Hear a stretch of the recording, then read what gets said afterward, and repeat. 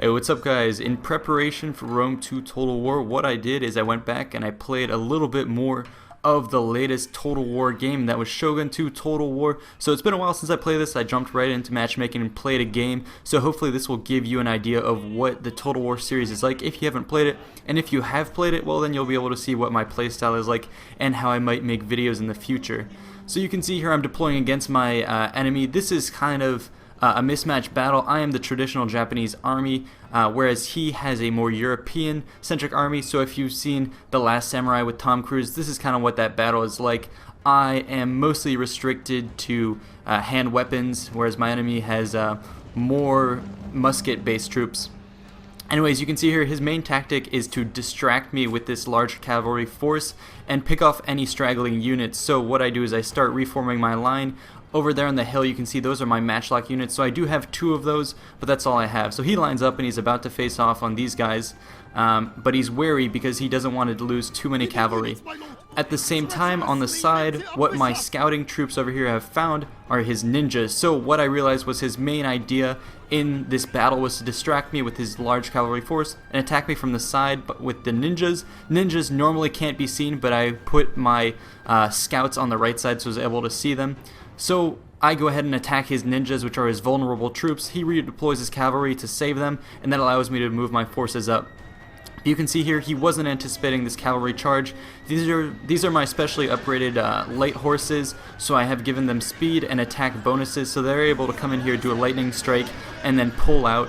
In doing so, I cause his whole cavalry force to redeploy, which allows me to move up, as I said. And again, I'm able to do harm to his ninjas, which were the crux of his plan in ambushing me. Now, what you can see here is going to be important later on as I start moving my cavalry up, and over on the left, I hide them in the forest. So he's a bit confused what to do with his cavalry. He sees my cavalry on the left moving up, so he moves his main horse body over to the left one more time. I'm moving up my swordsmen and my archers right into the center.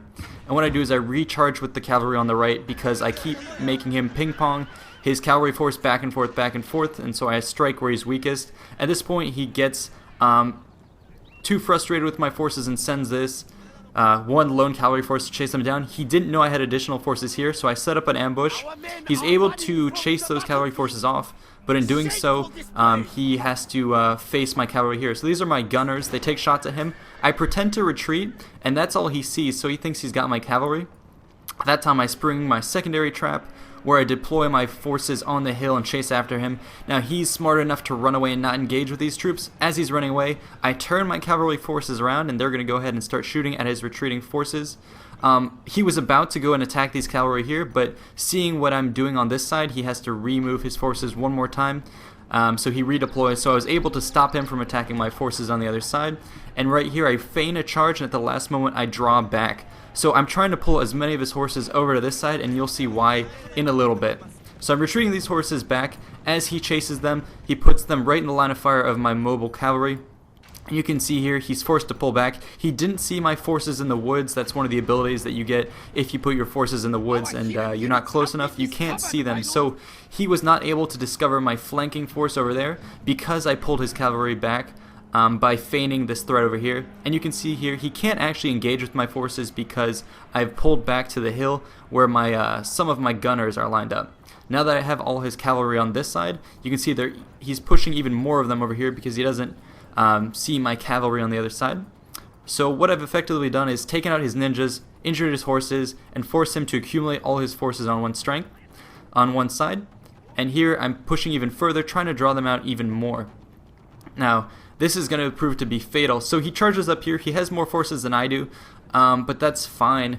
I will go ahead and accept the challenge of battle right here. I'll pull up the hill slightly, and then I'll charge back down just so I get a little bit of the uphill bonus. So he's not sure whether or not to commit right here because in the past I've sprung traps on him. So it's a little bit of a back and forth there. So with his cavalry distracted, what I do is I move my center forces up, deploy my archers and my foot soldiers. I know that his cavalry are distracted, and because of that I'm able to spring the trap over here. So he did leave some rear guard here, but not enough, and so I'm able to deploy my light cavalry on the side, on the left, and my heavy cavalry in the center. They're going to go ahead and smash his forces. As they do this, you can see my arrows coming in from the center push. So I time both of these together, just as his cavalry forces on the side were distracted. And now what I do is, to prevent his cavalry from coming back and assisting his troops, I engage this flank here. Now I'm not going to stay engaged for too long. I don't want to lose my horses, so I engaged long enough to get them pinned down, and then I move my cavalry forces back. And you can see there I'm moving my support troops here. So as I pull my forces back, if he is dumb enough to follow me, I'll shoot him. But of course, this was a good opponent, and he did not chase me, so that was smart enough. But I'm able to get some parting shots off as he's going to support his troops. Now over here, his ninja units here that are still here are throwing their small bombs. These are wreaking havoc on my men. Plus what he's done is he's able to set up his forces on the hill. So what he's done is, instead of sending in all his forces, he's setting up a perimeter, and he's basically shooting up everyone. So I deploy some more cavalry forces in here, knock out his ninjas because I know they're going to be troublesome, and then I pull out back to my side of the field, because I know the more I commit troops, they're going to be in a death trap from his forces up on the hill and his returning cavalry. So I don't want to get bogged down here, and I'm going to start pulling out my forces slowly. The infantry that are already engaged are pretty much goners, so they're getting overrun, but that's fine. I don't want to overcommit, so I'm going to let them hold off his forces as I retreat. Now my forces in the center of the map, as you'll see, do end up collapsing rather suddenly, and this allows his cavalry forces to go right through the center and start pushing in on my men. I didn't anticipate them crumbling so quickly, and so my first line of archers, you can see here, are going to feel the full brunt of his cavalry charge, but I pull back. He thinks about chasing these cavalry units, but you'll see in the back I'm lining up my muskets, so if he were to chase me, I would shoot them, so my opponent smartly retreats just as he's able to break my unit of archers. So you can see both of us are thinking tactically, we're not over-engaging, and so I was happy to have this battle. And we both disengage, and we're going to reform our troops for the next assault. So what I think I've done well in this battle is I've been able to ambush and pick off his troops here and there with minimal losses to myself, and before I got too bogged down with his units, I was able to retreat. So right now I've diminished his cavalry forces, neutralized his ninja threat, but he still has a lot of strong troops over there and a pretty strong cavalry force compared to my own. I also know that a direct charge with my troops will result in a pretty big disaster just because of the fact that he outranges me. So what I have to do is set up here. I have my matchlock set up here on either side of this small farmhouse so they can shoot on either side. If he chooses to attack me from either way, they can redeploy. Knowing this, what my opponent does is he's going to try and pull off a pincer movement. So over here he's moving his cavalry to this side, trying to pull off some of my forces, and on the other side he's going to be deploying his foot soldiers. So I'm wary of this, and I'm starting to formulate a plan in my mind, but I don't want to show off what I'm going to do just yet. And you can see here he gets off some shots and retreats before my archers are able to nail him. So my opponent is using some very effective hit and run tactics. As his troops redeploy, I move my archers up and I'm able to nail some of his forces. Now I don't want to waste all my arrows on his armored troops. I'm going to put them on the less armored matchlock warrior monks here because I know I want to get rid of his strong ranged units. So he's keeping the fire on, keeping my archers distracted, and he's going to start engaging his cavalry on the right, as you can see. Now this is the first part of his pincer movement. I turn my matchlocks to face around, I retreat, and I'm able to get off some shots, thankfully. You can see on the left he's also engaging his ninjas, which we're able to sneak up.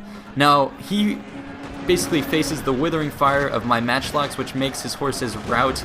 At the same time, however, he's moving around the other side with my troops distracted, and he's going to engage the rest of his forces. Now the thing that my opponent did wrong was that he slightly miscalculated the time it would take for these events to occur, so his pincer movement was not simultaneous. He attacked from one side and then the other. I was able to rout his cavalry right away and then start redeploying my forces, but you can see here his side attack is still effective, and he's able to charge in here at my undefended matchlocks and start to pick off at my archers. So what I do is I reinforce. I desperately throw in my general, who's been upgraded with some melee attack, to hold down his forces here, hold down his cavalry, keep them from pressing forward. And in the back, what I do is I start lining up my archers. They're going to put shots in at his cavalry, and my matchlock cavalry on the left spot his flanking ninja force. Over here I'm going to engage with some of my lone sword Ashigaru, hold down the right. I know I can't hold up against his elite troops here, so what I'm going to have to do is take care of his flanking forces. I move my mounted cavalry on the left, and on the right I'm still sending in arrows to knock out his troops. So over here I'm able to neutralize this flank attack with my forces, but I have to pull out these forces before these spearmen are able to take them out. So I retreat from there. In the center, I'm doing pretty well. The combination of a lot of troops, my general's inspiration, the archers, and now the returning cavalry forces and other swordsmen are able to help me turn the tide of the battle. Now this was a very close fought battle, and I'd like to thank my opponent for engaging it with me in an honorable way. He didn't choose any cheap cannons or anything that I consider to be a bit cheap in the game. So I was able to defeat him, but barely. It required me to have all of these different strategies, flanking, taking care of his ninjas and all that. So, you know, this was a close fought battle, and it was only because I was able to pull out those small moves that I won. So in recap of the battle, what first started was his cavalry force. I was able to prevent any losses. At the same time, I discovered his ninjas and took out his main strategy that was to distract and then attack me from the side. I was able to then lure most of his cavalry over to the side and dispatch them. By pulling his cavalry over to the side, this then allowed me to reduce their number, and also it opened up the other flank for an attack from my light and medium cavalry. So you can see here me engaging his forces, knocking them out. Now if I hadn't done this before and I'd engaged his troops straight on, I'm pretty sure I would have lost just because he had so many in number. So in here, we both get bogged down in a fight, but neither of us is willing to overcommit.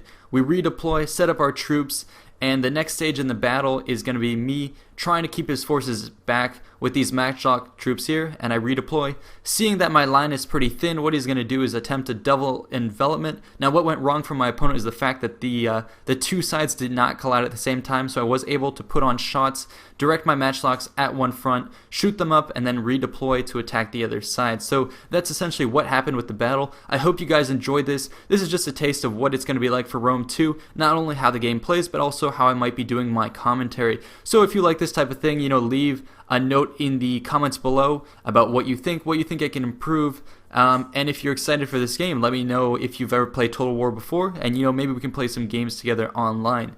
So anyways, this has been Oakley Hideout with THFE Productions. I am signing out, and right here I'd like to, once again, to thank my opponent for having this battle with me. You know, big forces attacking each other, and here you can see my units, how the kill ratios were. So I think I did well, and my opponent did well also. So anyways, I'm signing out. See you guys.